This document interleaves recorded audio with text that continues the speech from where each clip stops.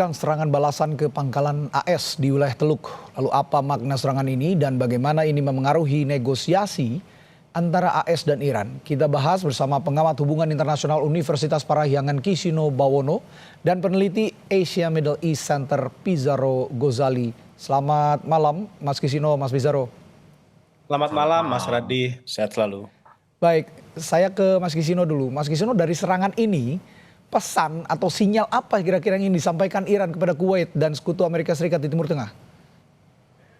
Oke, jawaban saya kalau ditanyain gitu ya, pesan apa yang ingin disampaikan Iran, saya mungkin jawabannya akan berkaca dari serangan balasan Iran di awal periode perang ini gitu ya. Oke. Mereka mengklaim bahwa awalnya serangan-serangan itu sebagai bentuk balasan serangan kepada aset-aset Amerika Serikat di kawasan. Karena ya kalau kita bicara kondisinya, Iran tidak bisa menyerang Amerika Serikat di mainland-nya, maka kemudian mana yang bisa mereka serang ya, maka aset-aset di kawasannya, yang itu berarti ada di kawasan, ada di negara-negara sekitarnya, gitu ya, yang kemudian terdampak. Di sisi lain, saya juga melihat bahwa Iran ini ingin menunjukkan bahwa mereka masih bisa melawan, karena kan proses negosiasi masih jalan, gitu ya.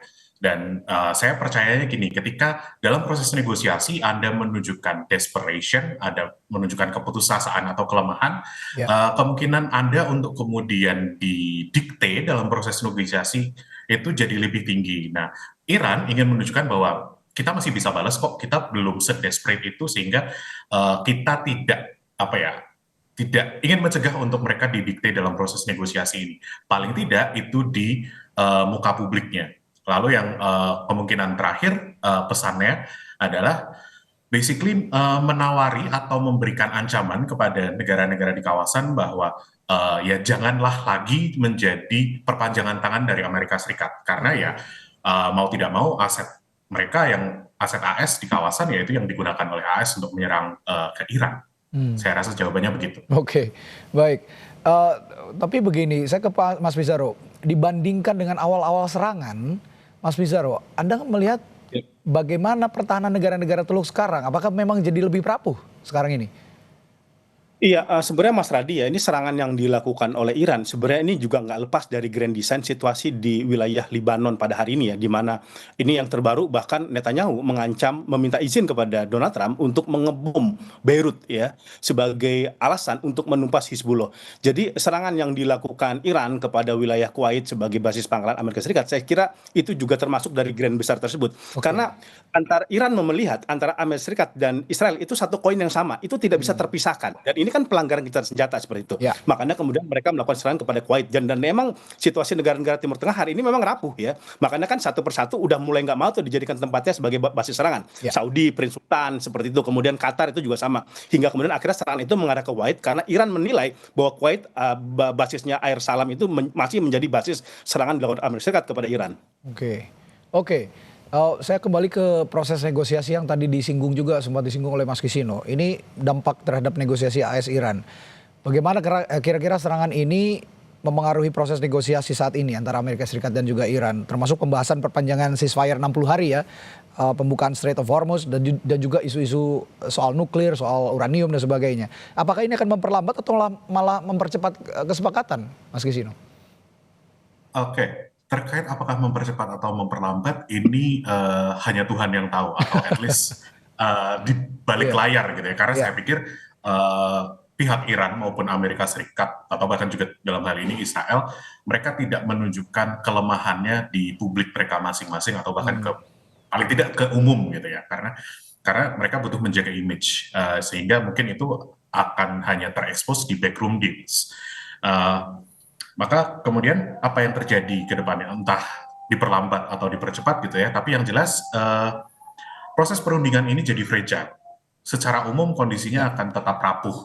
Karena apa? Karena kemungkinan untuk kemudian ada eskalasi lagi itu selalu mungkin terjadi. Karena kita, tadi juga menyambung omongannya Mas Pizarro gitu ya, bahwa dalam hal ini kita tidak hanya bicara tentang Amerika Serikat dan Iran, tapi kadang juga harus menyinggung Israel.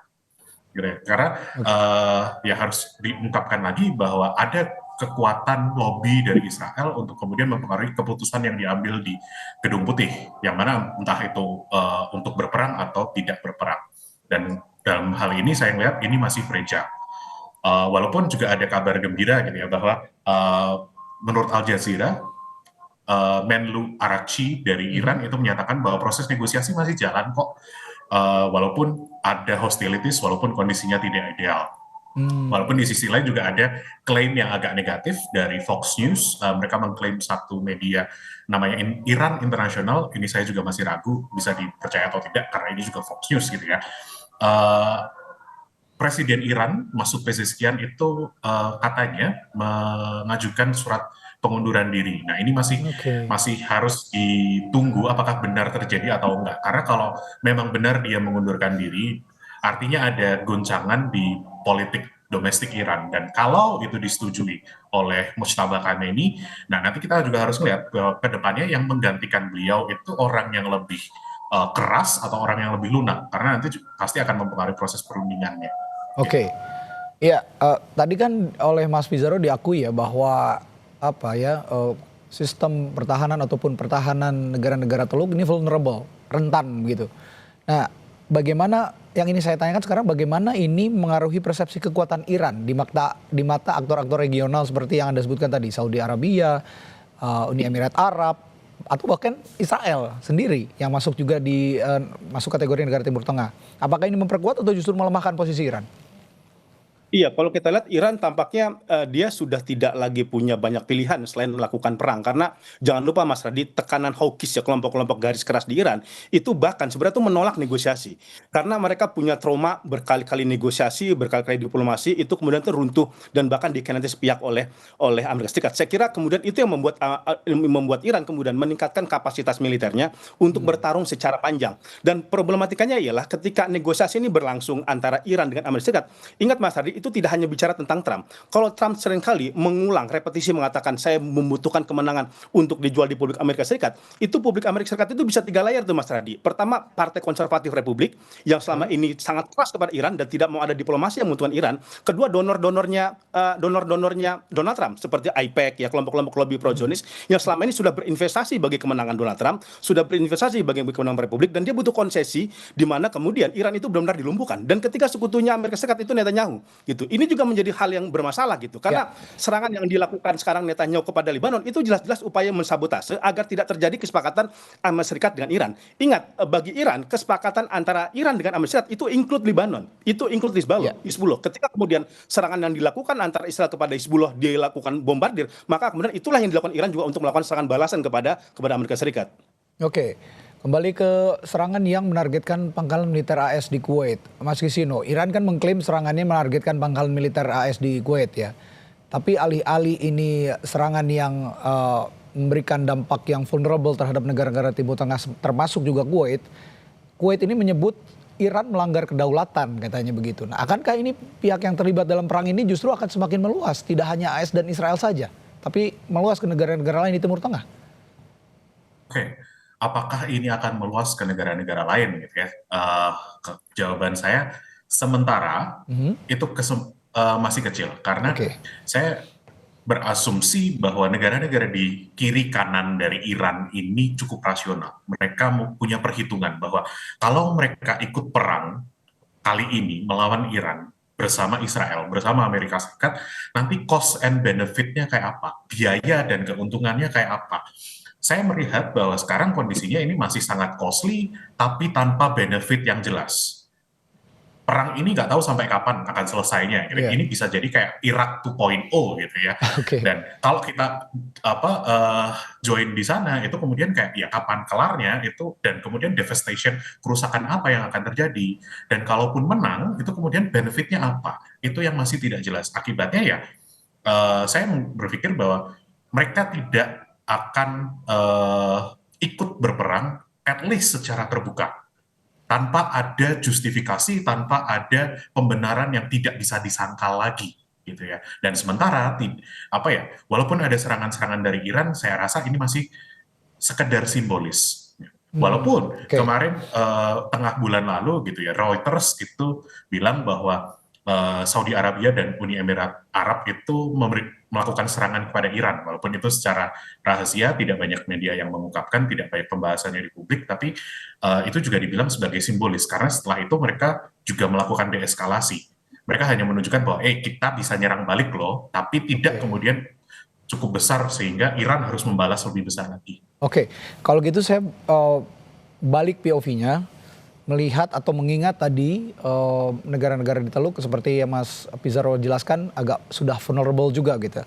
Saya ingin juga minta pendapat Anda, reaksi negara-negara Teluk seperti Kuwait, Saudi Arabia, UAE, Qatar terhadap serangan Iran ke pangkalan yang berada di wilayah mereka. Apakah ini akan mendorong mereka semakin mendekat ke Amerika Serikat atau justru sebaliknya mendorong agar ada diplomasi baru? Iya, begini Mas Radi, kalau kita bicara negara Teluk, saya kira ada dua diferensiasi atau dua tipe negara-negara Teluk pada hari ini. Pertama, mereka yang masih memiliki hubungan kuat dengan Amerika Serikat, which is itu seperti Uni Emirat Arab, yang memang itu sering sekali disebut-sebut sebagai satelitnya Amerika Serikat Israel di negara Teluk, kemudian juga Bahrain seperti itu juga koalisinya Amerika Serikat. Tapi ada satu variabel lain nih, itu negara Teluk yang mungkin sudah berpikir ulang, atau tadi yang disebut Mas Kisino itu mulai berpikir rasional. Itu ada Qatar, ada Saudi, yang kemudian mereka ini mencoba mencari aliansi-aliansi baru di luar Teluk, ke Pakistan, ke Turki, ke Mesir seperti itu. Saya kira Saudi dan Qatar itu belajar ketika perang pertama di mana terjadi eskalasi sangat besar, mereka terkena dampak yang begitu besar Mas Radi, tapi tidak ada konsesi yang diberikan Amerika Serikat kepada mereka. Pangkalan kan kalau gini loh, kalau di pangkalan Amerika Serikat di Saudi itu jangan dibilang itu terpisah sama pangkalan udaranya Saudi, itu sama-sama di Prince Sultan. Seperti itu wilayahnya di Prince Sultan, itu jadi wilayahnya Saudi juga. Jadi ibaratnya itu Iran nyerang Soekarno-Hatta, kata itu misalkan ada pangkalan militer Amerika situ, tapi yang kena dampak tuh kita juga, Indonesia. Nah seperti itu loh. Nah itu konsep kayak gitu. Jadi itu yang membuat kemudian Saudi, Qatar itu tidak lagi sekarang kan seperti tidak mencoba menghambat atau tidak memberikan akses bagi Amerika Serikat di mana pangkalan udaranya itu dipakai untuk nyerang Iran. Which is kan sekarang Mas Radi, serangannya Iran itu fokusnya pada dua doang tuh, ke Kuwait, ke Uni Emirat Arab. Tetapi sama Qatar udah ada komunikasi dengan Iran, dan Iran juga sudah mengunjungi Qatar seperti itu. Nah, jadi kalau saya begini, ini divided memang negara-negara Teluk ini. Di sisi ada Uni Emirat Arab yang masih istiqomah dia mendekat kepada Amerika Serikat, tapi ada yang mulai udah berselingkuh ya kepada Cina, kepada Turki, itu Saudi dan juga Qatar. Nah, saya kira itu kondisi yang terjadi sekarang di negara-negara Teluk, yang kemudian juga makanya kan dukungan Amerika Serikat lagi nggak begitu kuat juga tuh negara-negara Teluk untuk melakukan serangan kepada Iran, karena sebagian besar negara itu udah merasakan hanya dijadikan tempat korban serangan yang dilakukan oleh Iran kepada pangkalan mereka. Ya, meskipun demikian juga kan Iran punya pembenaran ataupun alibi lah ya, mengapa Iran menyerang pangkalan Amerika Serikat di Kuwait, karena beberapa hari sebelumnya atau baru kemarin di Iran Selatan, Amerika Serikat juga melancarkan serangan. Tapi di sisi lain Kuwait mengatakan bahwa kami juga punya kedaulatan meskipun ada pangkalan militer Amerika Serikat di situ gitu. Saya ingin tanyakan juga ke Mas Kisino, kalau dari sisi hukum internasional tapi sekarang perspektifnya, apakah ini melanggar hukum internasional? Kasarnya begitu. Karena Iran ini menyatakan langkah ini untuk memengaruhi pengaruh Amerika Serikat di wilayah Teluk. Apakah ini melanggar hukum internasional, Mas Kisino? Sebab Iran menyatakan langkah ini untuk memengaruhi pengaruh Amerika Serikat di wilayah Teluk. Dan seberapa kuat juga argumentasi Iran ini? Oke, saya harus berikan disclaimer atau sangkalan bahwa saya memang pengamat HI, spesialisasi Timur Tengah, khususnya Israel Palestina. Tapi saya tidak punya keahlian khusus terkait hukum internasional. Hukumnya ya, oke.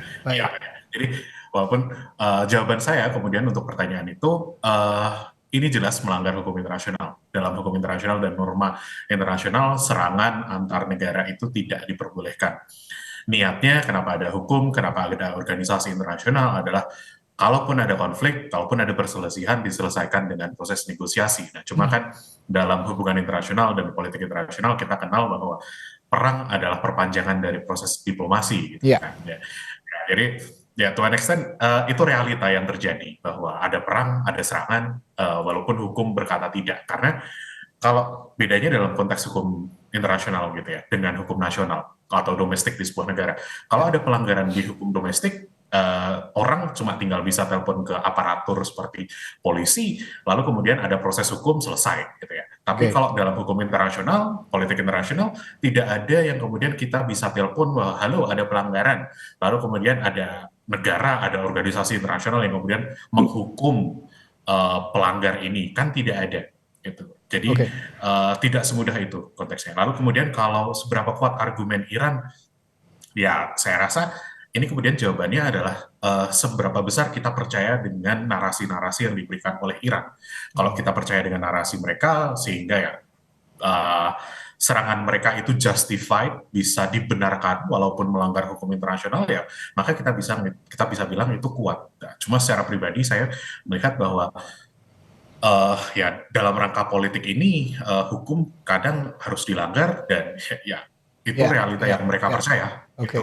Konteks politik dan konteks hukum yang sama-sama tidak bertolak belakang tapi tetap bersinggungan begitu ya.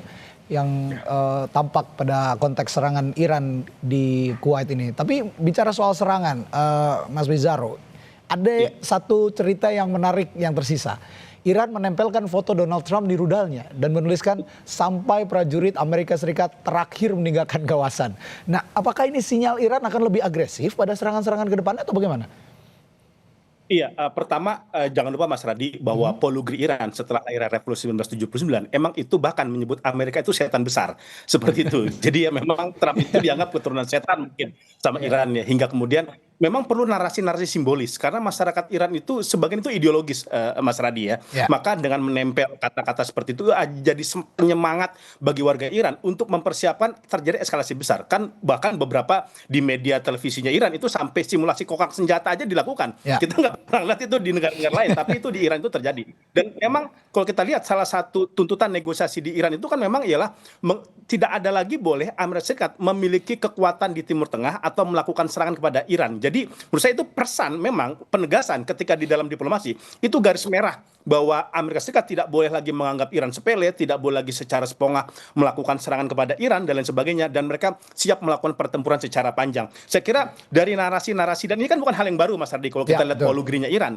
Ya. yang melakukan peperangan misalkan dengan Israel, dengan Amerika Serikat, ini udah sekian kali yang mereka tempelkan seperti itu membuktikan memang tampaknya jalan diplomasi, negosiasi itu memang sangat sulit sekarang terwujud. Walaupun kemarin sudah mendekati kesepakatan, tapi tiba-tiba dirubah. Dan itulah yang Ya. kemudian yang membuat Iran itu kenapa kemudian tidak begitu sangat percaya dengan Amerika Serikat. Mereka mengalami trust deficit yang sangat kuat ketika Oke. mau masuk kepada negosiasi. Belum tentu negosiasinya berjalan, kalaupun terjadi kesepakatan diplomasi, belum tentu disepakati juga oleh Amerika Serikat. Karena kan terbukti kan, ada kesepakatan tiba-tiba dilanggar, ada kesepakatan dihianati. Saya kira itulah pesan-pesan yang ingin disampaikan Iran kepada Washington terkait serangan yang dilakukan kepada pangkalan Amerika Serikat di Kuwait. Oke, eh, analisis yang menarik dari Anda, Mas Pizarro. Tapi kembali ke Mas Kisino, sebenarnya seberapa besar pengaruh serangan ini terhadap isu kunci negosiasi? Karena tadi sempat menyinggung soal negosiasi juga, saya tanyakan hal ini. Seperti misalnya program nuklir Iran, pencabutan sanksi dan pelepasan aset Iran yang dibekukan. Seberapa besar pengaruhnya? Saya rasa kalau sekarang kita melihat seberapa besar pengaruhnya, ini masih belum cukup matang gitu ya untuk melihat pengaruhnya. Eh, saya harus ulangi bahwa sekian kali di wawancara saya selalu bilang bahwa eskalasi itu bagian dari negosiasi. Kadang harus menunjukkan bahwa kita belum desperate gitu kan. Nah, jadi ini masih jadi proses negosiasi, ini masih alot, sementara memang laporannya bahwa dua pihak ini masih belum bisa mendapatkan kata setuju titik tengah untuk beberapa isu besar seperti sanksi, seperti aset yang dibekukan, lalu termasuk nuklir dan enriched uraniumnya Iran ini. Jadi sementara saya harus bilang bahwa ini masih harus ditunggu matangnya, karena kita bicara dengan dua rezim yang penuh dengan narasi-narasi yang kadang itu susah dipercaya, penuh dengan klaim-klaim yang cukup extraordinary, sampai nanti pada akhirnya kedua klaim ini kemudian sama. Jadi kayak Amerika bilang bahwa ini gini, Iran bilang hal yang sama, maka itu berarti titik temu sudah terjadi. Tapi sayangnya kita kan belum di poin Iya, itu. betul. Selalu bertolak belakang begitu ya. Klaim-klaim yang dilancarkan oleh Amerika Serikat dan juga Iran. Oke, Mas Pizarro, saling serang antara AS dan Iran dan juga Israel ini kan sudah berlangsung kurang lebih 4 bulan lah ya. Kurang lebih 4 bulan. Nah, menurut Anda bagaimana perang ini akan mengubah arsitektur pertahanan negara-negara Teluk ke depannya? Meskipun tadi sudah dijelaskan sebenarnya sudah mulai vulnerable arsitektur pertahanan di negara-negara Teluk ini. Iya, ini yang kalau kita lihat ya, sebenarnya tidak hanya dalam konteks terjadi perang Amerika Serikat dan Iran, ketika terjadi genosida Gaza, Mas Radi, itu negara-negara Teluk itu udah mulai berpikir. Mereka tampaknya pertama perlu membuat arsitektur pertahanan mereka. Kedua, tampaknya tidak begitu bisa bergantung lagi kepada Amerika Serikat. Oke. Kasus serangan Israel ke Qatar misalkan, Mas Radi, itu kan benar-benar itu menjadi presiden bagi negara-negara Teluk bahwa ternyata Israel bisa loh nyerang negara-negara Teluk, dia nyerang Doha. Yang pertama, jangan lupa Doha ini masih sekutu Amerika Serikat dan itu tempat negosiator antara Israel dan Hamas. Itu pun diserang. Apalagi misalkan negara-negara yang punya kapasitas geopolitiknya nggak sebesar Doha nih. Misalkan Bahrain, Ya. misalkan kemudian Oman gitu. Kan Oman ini makanya juga kondisinya sangat kritis gitu. Oman itu kan terjepit oleh dua raksasa gitu ya. Ada Amerika Serikat dan Iran. Makanya Oman itu kenapa dia nggak mau normalisasi sama Israel sama sekarang? Kan itu sangat sangat beresiko bagi mereka gitu. Dan ini kemudian akhirnya beberapa negara-negara Teluk ya, bahkan tadi saya katakan pasca serangan Israel kepada Palestina, itu bahkan sudah mulai berpikir pertama memperkuat al-Susanya, kemudian mencari negara-negara lain yang kira-kira itu bisa saling bekerjasama. Oke. Arab Saudi misalkan bikin fakta pertahanan sama Pakistan tuh. Kenapa Pakistan? Dia punya nuklir gitu ya. Walaupun Pakistan mungkin secara ekonomi itu tidak sekuat Saudi, tetapi dia punya nuklir. Kemudian sekarang misalkan Turki udah mulai mengundang negara-negara Teluk untuk join kepada pertemuan NATO. Bukan masuk NATO-nya Mas Radi, tapi masuk kepada pertemuan-pertemuan NATO. Karena kan Turki kita the biggest second troop ya kan Yes. di wilayah di sana gitu. Dan ini saya kira ini yang membuka cakrawala negara-negara Teluk bahwa bukan tidak mungkin setelah selesai Iran nih, bukan tidak mungkin itu Mas Radi, itu bisa nyerang negara-negara mereka. Misalkan Israel sudah bilang Turki bisa menjadi Iran yang baru untuk dijadikan sasaran serangan oleh Israel. Makanya Israel itu bahkan ketika terjadi genosida Gaza, dia udah memperkuat anggaran pertahanannya untuk kemudian kalau kemungkinan ada pecah potensi perang nih antara Israel dengan Turki itu di wilayah Suriah seperti itu. Itu juga misalkan Qatar itu udah diusulkan misalkan sama parlemennya Israel sama oposisi Israel itu untuk dijadikan musuh barunya Israel tuh. Bayangkan, padahal Qatar ini itu hanya negara kecil, dia selama ini tidak banyak terlibat perang, kalaupun membantu Gaza itu kebanyakan bantuan kemanusiaan, itu pun dijadikan sasaran. Saya kira fakta-fakta ini, agresi liarnya Israel dan perang di Timur Tengah, itu membuat negara Teluk sekarang mulai berpikir ulang untuk meningkatkan alutsistanya dan kemudian tidak lagi kemudian berharap bersama Amerika Serikat untuk dijadikan sebagai sandaran keamanannya. Kan sekarang misalkan Mesir udah beli pesawat Chengdu itu dari Cina gitu ya. Negara-negara Timur Tengah juga sama, udah mulai melipir tuh kepada Cina. Saya kira ini yang terjadi kondisi pertahanan dan psikologis nuansa kebatinan negara-negara Teluk sekarang. Oke, meskipun it depends siapa yang memimpin Amerika Serikat, karena pemimpinnya Amerika Serikat sekarang Donald Trump, mungkin juga negara-negara Teluk juga sudah mulai agak malas juga bersandar ke Amerika Serikat begitu ya. Beda cerita nanti kalau memang setelah ada pemimpin yang baru mungkin akan kembali bisa menjalin kerjasama dengan Amerika Serikat, negara-negara Teluk. Baik, perspektif yang menarik dari kedua narasumber saya. Terima kasih Mas Kisino Bawono, pengamat hubungan internasional Universitas Parahyangan dan peneliti Asia Middle East Center Pizarro Ghazali. Selamat malam Bapak-bapak, selamat beristirahat, sampai jumpa kembali. Oke, terima kasih.